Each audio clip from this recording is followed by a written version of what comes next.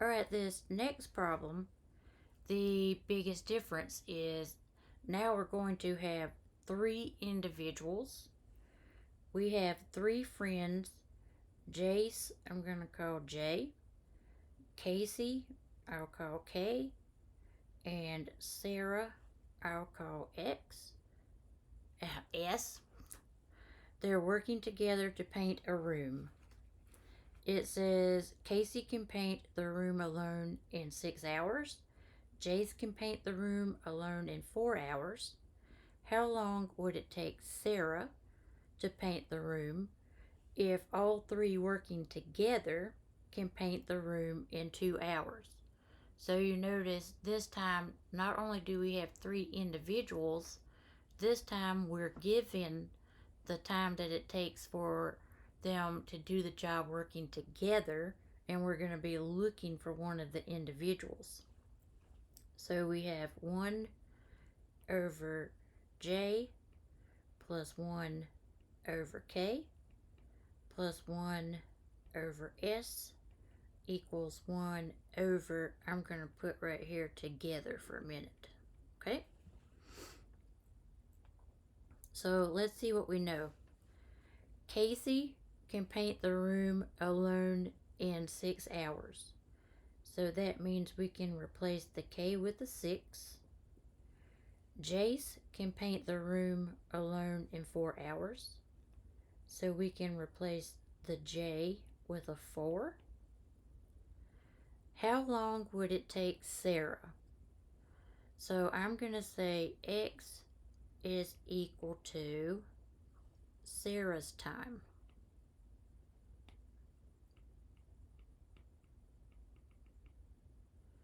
So for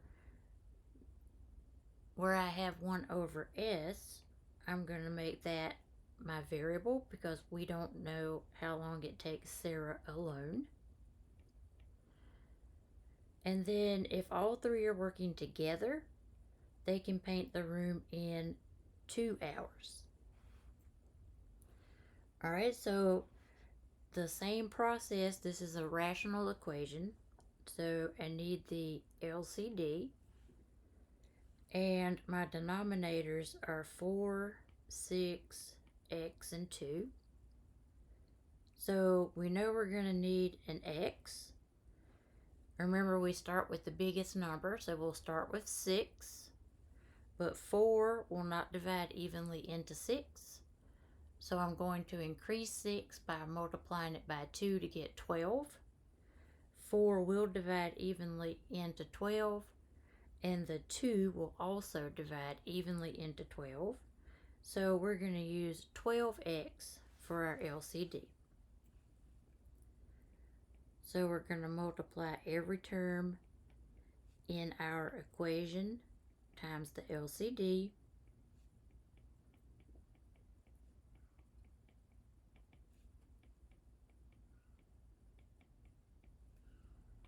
And then we're going to go through and look for what we can cancel. So in the first term, the 4 will divide into 12 and leave me with 3. So I have 3 times x times 1 is 3x. In the second term, 6 will divide into 12 and give me 2. So I have 2 times x times 1 is 2x. In the third term, the x's are the same. So those cancel. I'm left with 12 times 1 is 12. And then finally in the last term, 2 will divide into 12 and leave me with 6. So I have 6 times x times 1 is 6x. Alright, so now we're going to try to clean up each side. So I have some like terms on the left, 3x plus 2x. That's going to give me 5x plus 12 equals 6x.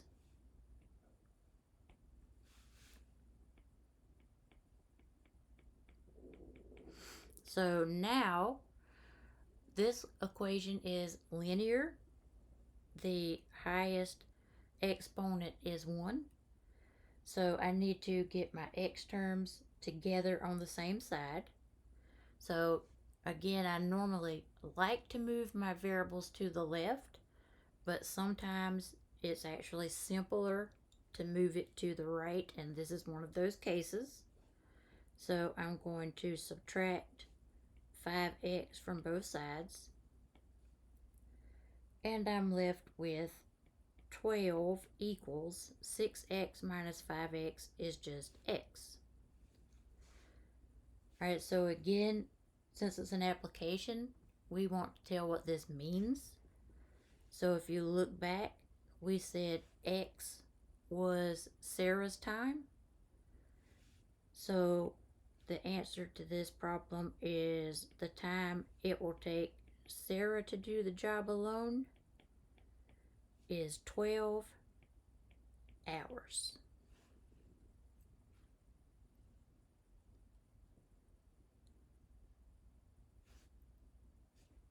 Alright, the last type of problems that we're going to look at in this section is pretty much everybody's favorite type of problem, right? These are distance, rate, time problems.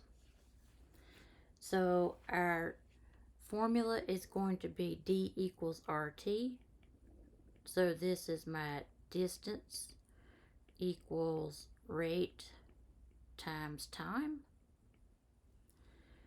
And remember, distance is a representation of things that you would think of, right? We can travel miles, kilometers, whatever it is, right? A rate is the speed, so that's usually going to be in something like miles per hour, kilometers per hour. And then time, of course, that's usually going to be given in seconds, minutes, hours, whatever it is. Now, a lot of times for the problems that we're going to be working, we're going to need to manipulate that distance equals rate times time formula. So if we wanted to figure out what something's rate is, if we start with D equals R times T, we could divide both sides by T. So to find a rate, we just divide the distance by the time. And of course, very similar. If I need to find the time, I can divide both sides by R. So if we want time, we do D over R. Alright, so let's look at this first one here. It says Daryl can run 2 miles per hour faster than he can walk. So we have only got one person, but we've got two different situations. One is run, one is walk. He can walk 6 miles in the same time that he can run 10 miles. How fast can Daryl run and how fast can he walk? So we're always going to be looking for the two things that go here, and the two different situations in this case are when Daryl runs and when he walks. So if we look back through, Daryl can run 2 miles per hour faster than he can walk. You see that miles per hour? So that means that it is a rate, right? So we're going to have to put one in terms of the other, right? Because it doesn't tell me each one. It says run is 2 faster than walking. So we don't know anything about how fast he can walk. So the rate when he's walking is going to be my variable. And then the rate when he runs it's 2 faster. So that means whatever the walking rate is, this is 2 more. Then he can walk 6 miles. So when he's walking, the distance, because it's in miles, is 6. In the same time, he can run 10 miles. So run, the distance is 10. Now the way that we set up an equation is we have to figure out what information the problem is giving us to allow us to make an equation. And in this one, it is this part right here that says in the same time. So remember, the word same means equal, right? If they're the same, they're exactly equal to each other. So if I can find the time that it takes Daryl to run and the time that it takes Daryl to walk, then I know that those two things are equal.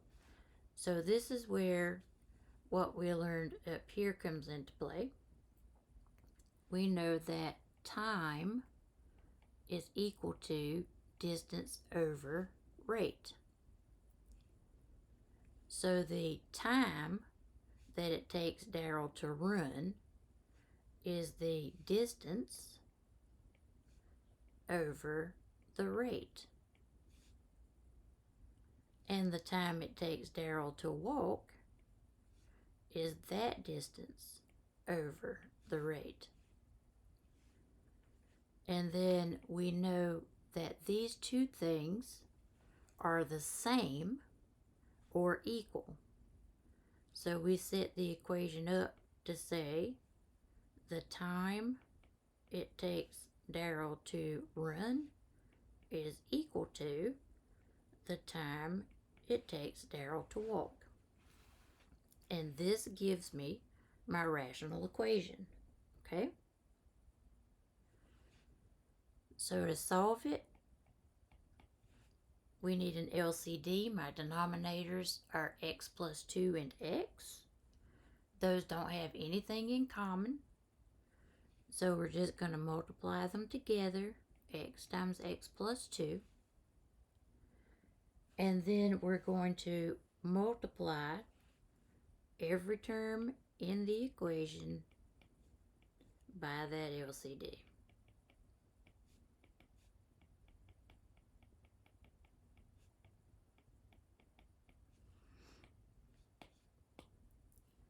So then we can cancel any like factors. So we have a matching x plus 2. So I'm left with x times 10 gives me 10x. And on the right hand side, the x factors match, so we can cancel those. And I'm left with 6 times x plus 2. Alright, so there's some simplification we can do on the right side. I can distribute that 6, giving me 6 times x plus 6 times 2. And now again, this is a linear equation because the highest exponent is 1. So I want to move my x terms together. So this time it's actually better to move my x's to the left. So 10x minus 6x is 4x equals to 12. Then this is multiplication, so we do the opposite and divide. And I'm left with x equals to 3. And of course, like we talked about for the other problems, this is an application. So I don't want to know just x equals 3. Look back at your problem. how fast can Daryl run, and how fast can Daryl walk. So those are rates, how fast, right? So if you look back at the chart, X is how fast he can walk. So when I found X equals to 3, that tells me that he can walk 3 miles per hour. And then when he runs, the rate is X plus 2. So for run, it's going to be 3 plus 2, or 5 miles per hour.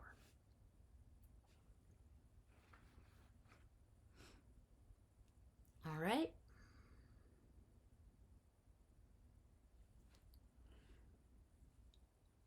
All right, the next one that we're going to look at is very similar, except we're going to introduce this idea of upstream and downstream. So when we're dealing with a boat and we have upstream and downstream,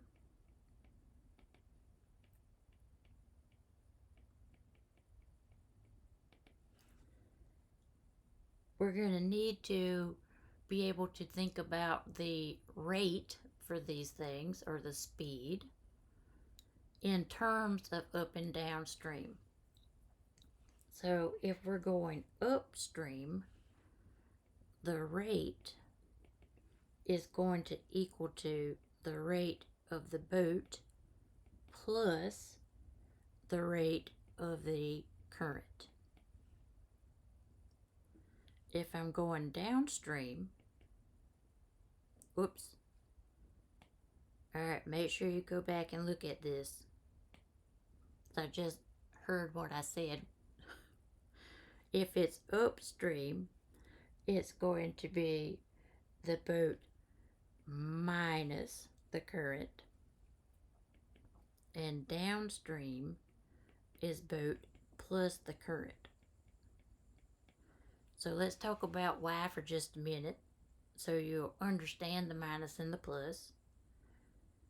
So in this place where the boat is, we have this current. So the water is flowing in one direction. Upstream means that we're trying to go in the opposite direction of the current. So if you think about trying to paddle a boat or even swimming against a current, if the water is going in the opposite direction of you, it's going to be harder to paddle against or swim against that current. So that's why upstream is a minus. Where downstream, that means that you're going in the same direction as the water. So that moving current is actually going to help you along, because now you're going in the same direction. So that's why it's adding. All right. So for this problem, my situations are going to be up and downstream. All right. So let's see what else we know we can put into the table. A boat can travel 12 miles upstream. So miles, that's a distance, right?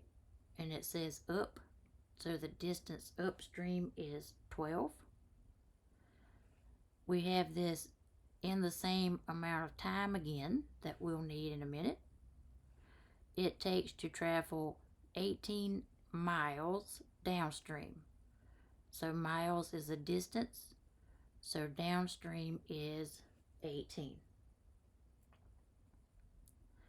If the rate of the current is 3 miles per hour, find the rate of the boat. So that means X is going to be the rate of the boat. And I know that the current is 3 miles per hour. So for upstream, the rate is the boat minus the current. So for upstream, the rate of the boat is x minus the current, which is 3. And for downstream, the rate is the boat, which is x, plus the current, which is 3. That's all the information we were given, but just like the last problem, we know that T is equal to D over R, and we do have information for both of those. For the upstream, the distance is 12 over a rate of x minus 3. And for the downstream, the distance is 8 over a rate of x plus 3. And because it says he can travel the up and downstream in the same amount of time, we can set those expressions equal. So 12 over x minus 3 equals 18 over x plus 3. So this is my rational equation. We need an LCD. The denominators are x minus 3, x plus 3. All we can do is multiply them together again. And then we just multiply each term times that LCD.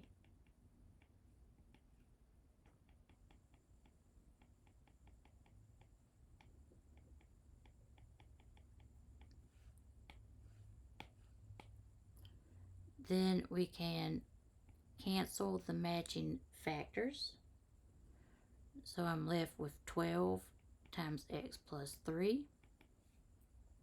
On this side, the x plus 3 matches. So I have 18 times x minus 3. Then let me come over here because I'm going to run out of space. If I distribute, I got 12 times x plus 12 times 3 is 36.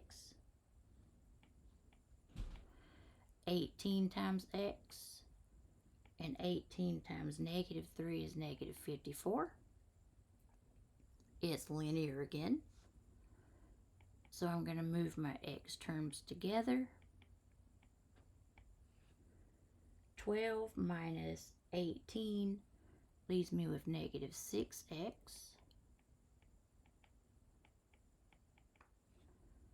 I'm going to move my numbers together. So I'll subtract 36 from both sides. So I have negative 6x equals negative 54 plus negative 36 is negative 90. Divide by negative 6. And I get x equal to 15. Alright, so now we were looking for the rate of the boat in the still water. And if you look back at my key up here, it says x is equal to the rate of the boat. So in this case, once we know x is equal to 15, we now know that the rate of the boat is 15 miles per hour.